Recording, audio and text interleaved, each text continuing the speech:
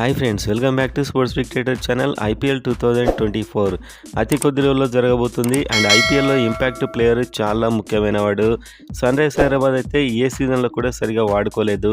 ఎందుకో చూసే ముందు ఐపీఎల్ ఫ్యాన్స్ అంతా వీడియోని లైక్ చేయండి. ముఖ్యంగా ఎస్ఆర్హెచ్ ప్రతి అప్డేట్ మన ఛానల్లో ఉంటుంది. సబ్స్క్రైబ్ చేసుకోండి, లైక్ చేయండి SRH fans and IPL fans అంతా. అండ్ ఇంపాక్ట్ ప్లేయర్గా ఏ బ్యాట్స్మెన్ లేకపోతే ఏ బౌలర్ ఉంటే బాగుంటుందో కామెంట్ చేయండి. సన్ రైజ్ హైదరాబాద్ అయితే ప్రతిసారి ఇంపాక్ట్ ప్లేయర్గా ఫెయిల్ అవుతూనే ఉన్నారు. ఇంపాక్ట్ ప్లేయర్ను తీసుకొని కూడా బ్యాటింగ్ బౌలింగ్ రెండూ చేయించిన సందర్భాలు పోయిన సీజన్లో ఉన్నాయి. ఎందుకంటే డొమెస్టిక్ ప్లేయర్స్లో అంత మంచి ప్లేయర్స్ లేరు. ఇంపాక్ట్ ప్లేయర్ బ్యాట్స్మెన్గా ఎప్పటి నుంచో అబ్దుల్ సమద్ లేకపోతే అభిషేక్ శర్మ వీళ్ళకి ఛాన్స్ ఇస్తూ వస్తున్నారు. అభిషేక్ శర్మ నిన్న తమిళనాడుతో మ్యాచ్లో సాయి కిషోర్ బౌలింగ్లో 5 సిక్స్లు కొట్టాడు.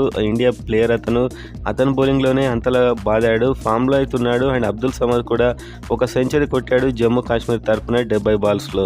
సో వీళ్ళిద్దరు టచ్లో అయితే కనిపిస్తున్నారు, కానీ ఇంతవరకు అయితే అనుకున్న పర్ఫార్మెన్స్ ఇవ్వలేదు. అండ్ బౌలింగ్లో ఉమ్రాన్ మాలిక్ అండ్ జాతవేద్ సుబ్రహ్మణ్యం ఒక మిస్టరీ స్పిన్నర్ ఈసారి తీసుకున్నారు, కానీ ఇతను తమిళనాడు ప్రీమియర్ లీగ్లో మ్యాచ్ విన్నర్గా నిలుస్తుంటాడు. అండ్ రిటర్న్ కూడా వాళ్ళ టీం ఇతన్ని చేసుకుంది. ఒక మంచి ప్లేయర్ ఇతను. సో చాలా ఈసారి మనం మార్పులు అయితే చూడబోతున్నాం.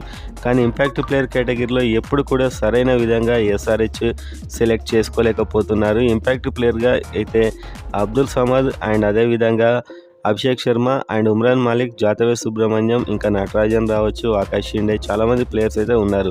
సో మొత్తానికి వీళ్ళైతే ఇంపార్టెంట్ అని నేనైతే అనుకుంటున్నాను. ఇంపాక్ట్ ప్లేయర్ యూజ్ చేయనంత వరకు ఎస్ఆర్హెచ్ గెలవడం అనేది చాలా కష్టంగా మారుతూ ఉంటుంది.